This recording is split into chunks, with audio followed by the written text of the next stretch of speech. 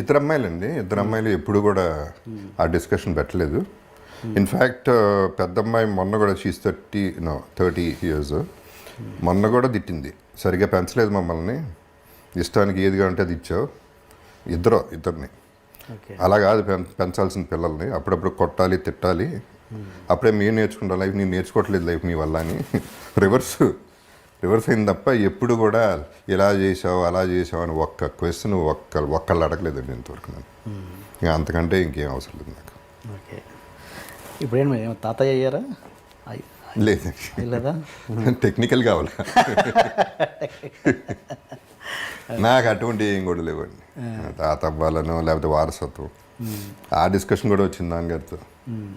ఏంటి ఎవరు లేరు, మగపిల్లలే లేరు ఫ్యామిలీలో, ఏంటి అందరు 3 బ్రదర్స్కి అందరూ కలిసి 5 ఆడపిల్లలు, ఏంటి పరిస్థితి అన్నారు. మర్చిపోండి, ఇప్పుడు వారసత్వం లేకపోతే ఏమవుతుంది, వీరమాచినేని ఫ్యామిలీ లేకపోతే ఏమవుతుంది, ఎవరికి ఏం పెద్ద లేదండి. మీరు ఫీల్ అవుతున్నారు, మనం ఫీల్ అవ్వడం కరెక్ట్ కాదు. ఎవడు ఫీల్ అవ్వడు దాని గురించి, పెద్ద ఆలోచన కూడా ఎవరికి ఉండదు, మర్చిపోండి దాని సంగతి అని చెప్పా. సరే కావాలంటే చెప్పండి, ఎవరన్నా ఉంచుకుంటాను అని సరదాగా జోక్ కూడా చేసుకున్నాను.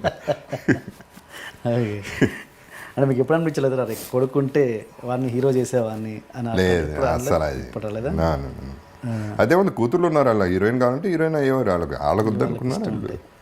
That's all. అంటే ఒక ఎక్కడో చిన్న ఆశ ఏంటంటే, మా అల్లుడు అమెరికన్, మా అమ్మాయి ఆఫ్కోర్స్ ఇండియన్, వాళ్ళకి పిల్లలు పుడితే చాలా వేరేగా ఉంటాడు, ఒక అద్భుతంగా ఒక mix breed everything. I believe in inter caste marriages అండి. ఐ బిలీవ్ ఇన్ ఇట్లా ఉంటేనే culture world will be a better place అనేది నమ్ముతాను. అందంగానూ పుడతారు, ఇంటెలిజెంట్గానూ పుడతారు అనేది నా నమ్మకం. అవును. ఓకే అండి. అండ్ ఇండస్ట్రీలో మామూలుగా పర్మనెంట్ శత్రుత్వాలు ఉండవు, పర్మనెంట్ మిత్రుత్వాలు ఉండవు అన్నది సహజం. ముఖ్యంగా ఇండస్ట్రీలో అసలు ఉండవు. మీకు అంటే ఎప్పుడైనా నాకు దగ్గర అవుతారు అనే ప్రాణ స్నేహితులు, అంటే ఎప్పుడైనా పంచుకోవచ్చు అనే ప్రాణ స్నేహితులు ఉన్నారా ఎవరైనా? అంటే లైక్ అర్జున్ అన్నది నాకు తెలుసు, ఇంకా ఎవరైనా? అండి ఎంత ప్రాణ స్నేహితులు అన్నా వాళ్ళ ప్రాణానికి వచ్చినప్పుడు ప్రాణ స్నేహితులు ఎవరు? ఓకే, ప్రాణాన్ని చాలా కష్టం, ప్రాణ స్నేహం తీసేద్దాం.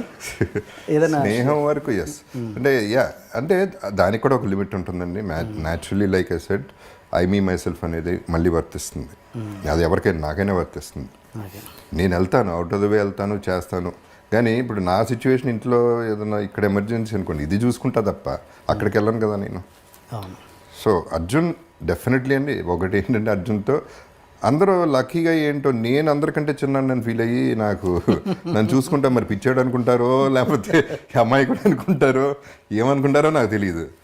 తారక్ కూడా అంతే. తారక్ ఎంత చిన్నాడు నాకంటే. తారక్ బాబు తిన్నాడా, బాబు వెళ్ళాడా, బాబు కారు వచ్చిందా, ఈ చూసుకుంటాడు. అర్జున్ బాబు ఎక్కడున్నాడు ఏమైపోతారు. సో అట్లా these people were there for, I mean friends అంటే అది ఫ్రెండ్షిప్ అంటే అండి. అంతవరకు మనం ఎక్స్పెక్ట్ చేయాలి, అంతకంటే ఎక్స్పెక్ట్ చేయకూడదు. దానికి ఒక లిమిట్ ఉండాలి, మన ఎక్స్పెక్టేషన్ కూడా ఒక లిమిట్ ఉండాలి. మీ బ్యాడ్ ఫేజ్లో తన ఒపీనియన్ ఏంటి అర్జున్? బ్యాడ్ ఫేజ్లో అండి అదేనండి. అగైన్ ఒకటనేవాడు, నా ఫామ్ది పెరిగితే నేను అమ్మేసిస్తాను. ఓకే, సో అవన్నీ ఓకే. ఫైనల్గా మనం లక్కీగా అంత అవసరం పడింది కానీ అట్లా వెళ్ళలేదు. ఓకే, అడ్వైజ్ అంటే ఏమిస్తారండి అడ్వైజ్లో? ఒక స్టేజ్ తర్వాత ఎవరి లైఫ్ అటు చూసుకోవాల్సిందని. ఒక స్టేజ్ తర్వాత కాదు, ముందు నుంచి కూడా నా లైఫ్ నేను చూసుకోవాలి, ఎవడు చూసుకోడు. ఎవడో చూసుకుంటారని ఎక్స్పెక్ట్ కూడా చేయకూడదు. మనం చూసుకోకపోతే ఎవడు చూసుకుంటాడు. అండ్ ఇప్పుడు అర్జున్ మీద వచ్చిన అలిగేషన్, శృతి అనే హీరోయిన్ వచ్చిన అలిగేషన్ వేసింది కదా, సెక్సువల్ ఇది, దాని మీద మీ ఒపీనియన్ ఏంటి? అది ఎట్టా అలిగేషన్ అండి? ఏం అలిగేషన్ అది? I don't think it's an allegation. సెట్లో 100 మంది, 150 మంది పని చేస్తుంటే ఏం అలిగేషన్ చేస్తారు? ఏం చేశాడు? ఓకే, ఊరిని వాళ్ళు చెప్పేస్తే నమ్మేయాలండి. ఫ్రెండ్ అని కాదండి. ఆడాలి నేను ఎప్పుడు సపోర్ట్ చేస్తాను. 100% కాస్టింగ్ కౌచ్ అనేది ఎంతో కొంత ఉంది, కాదంట్లా. ఎక్స్ప్లాయిటేషన్ ఎంతో కొంత ఉంది, కాదంట్లా. కొంతమంది ఒప్పుకుని దానికి సినిమాల్లో చేస్తున్నారు, చాలామంది ఒప్పుకోకుండా కూడా సక్సెస్ అయి ఉన్నారు. అది వాళ్ళ ఇండివిజువాలిటీని బట్టి ఉంటుంది, వాళ్ళ అవసరాన్ని బట్టి ఉంటుంది.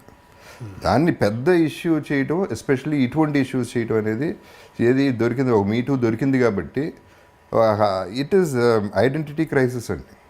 ఓకే బేసిక్లీ నన్ను ఎవడు గుర్తించట్లేదు ఓకే అని అదో ఇంకోటో రీజన్స్ తప్ప ఇది నాకు ఎలిగేషన్ అయితే నాకు కనపట్లేదు. రూమ్లో గట్ట చేశాడు అట్ట చేశాడు అంటే ఏమైనా ఆలోచించవచ్చు తప్ప సెట్లో చేశాడు అనేది నాకు అసలు ఎలిగేషనే కాదు.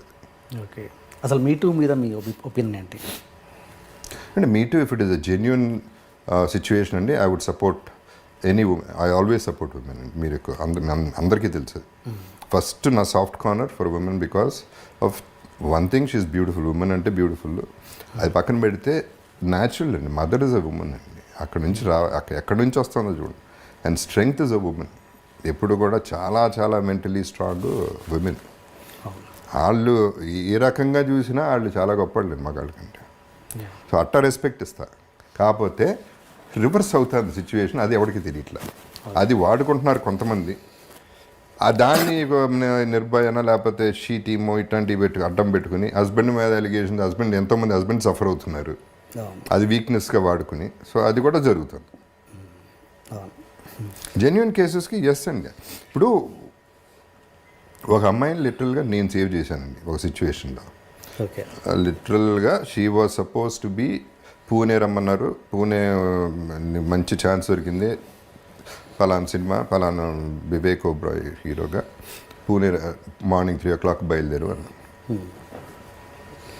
నాకు 12 o'clock చెప్పింది. ఫ్లైట్కి వెళ్తున్నాను ఇట్లా రమ్మన్నారు. నాకు ఇమీడియట్గా కొట్టేసింది, ఏదో తేడా కొట్టేసింది ఇన్స్టింక్టివ్గా. నువ్వు వెళ్ళమాకు అన్నా అని వివేక్కి ట్రై చేశాను. వివేక్ ఓబ్రాయ్కి దొరకలా. రాత్రిపూట ఆర్జీవీకి ట్రై చేశాను, దొరకలా. నాకు ఏదో మేజర్ ప్రాబ్లం ఉందని వెళ్ళడానికి వీలేదని ఆపేశాను. తనందు నా కెరీర్ పోతుంది, పెద్ద సినిమా అది, నువ్వు అట్లా పోగొడుతున్నావు, అది ఇది కెరీర్ పోతే పోయింది, నువ్వు చేయమాకు, నాకు తేడాగా ఉందని ఆపి. గొడవ అయింది, ఆగిపోయింది, తప్పలేదు. ఆ తర్వాత 3 days తర్వాత ఆ గ్యాంగ్ని పట్టుకున్నారు. కిడ్నాప్ చేసి మదర్ వస్తే మదర్ని చంపేసి, ఎవరొకరు వస్తే ఈ లేడీని ఒక 17 మంది రేప్ చేసి పాకిస్తాన్ పంపించాలి. ఇది ఎజెండా. నాకు పాకిస్తాన్ నుంచి కూడా థ్రెట్స్ వచ్చినాయి. డైరెక్ట్గా నీకేంటి సంబంధం అనేది థ్రెట్స్ వచ్చినాయి. నేను I stood up for that women. ఇప్పుడు నాకు వైఫ్ ఉంది, నాకు ఫ్యామిలీ ఉంది, నాకు లైఫ్ ఉంది, నిలబడ్డా కదా. So that proves it. Situation అంటూ వస్తే ఐఎమ్ 100% సపోర్ట్ ఇస్తాను. ఓకే తను ఇప్పుడు ఉన్నారా ఇండస్ట్రీలో అమ్మాయి? లేదు.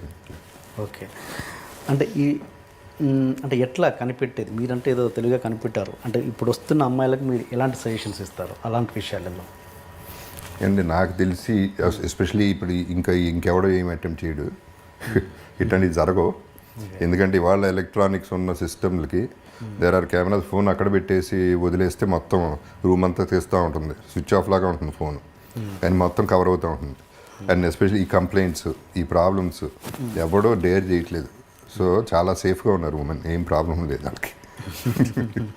I don't expect any problem. వాళ్ళకి సజెషన్స్ ఇవ్వాల్సిన అవసరం లేదు. ఓకే ఫ్యూచర్లో జగపతి బాబు గారి మీద మీటూ అలిగేషన్స్ వచ్చే ఛాన్సే లేదండి? వేస్తే వేయచ్చండి, ఏముంది కోపం వస్తే. వాళ్ళకి చేయాలంటే వేసేయటం ఎంతసేపు, ఒక మాట అంటమే కదా. ఇప్పుడు ఈ ల్యాండ్ దగ్గరికి వెళ్ళి ఇది నా ల్యాండ్ అని చెప్తే సుప్రీంకోర్టుకి వెళ్తుంది అది. సో అలిగేషన్ వేయాలంటే ఏముందండి, సింపుల్ కదా.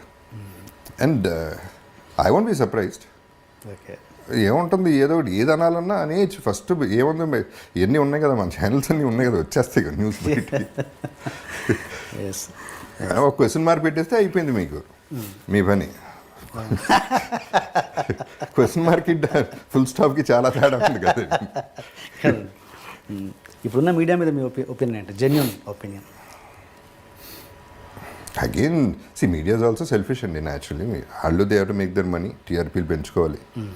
వాళ్ళ న్యూస్లో డెఫినెట్గా ఎక్స్ప్లాయిటేషన్ అనేది ఉంటుంది. ఓకే ఛాన్స్ దొరకాలే కానీ ఏ ఛాన్స్ దొరికినా మ్యాక్సిమం పీక్కి వాడేసి వాళ్ళ లైఫ్ నాశనం అయిపోయినా పర్వాలేదు వాడుకుంటున్నారు అనేది most of the, not everybody, there are genuine people ఇంకా స్టిక్ ఆన్ అయ్యేది. మారల్స్ ఎథిక్స్ ఉన్నవాళ్ళు ఉన్నారు. బట్ ఏమవుతుంది, కాంపిటీషన్ ఆడు చేశాడు కాబట్టి ఆ టీఆర్పీలు పెంచుతున్నాడు కాబట్టి మనం పెంచాలి అనే ఈ కాంపిటీషన్, అదే డబ్బు పిచ్చ. ఈ పిచ్చ కోసం లైఫ్లు పోయినా పర్వాలేదు అనే పద్ధతిలో వెళ్ళిపోతారు.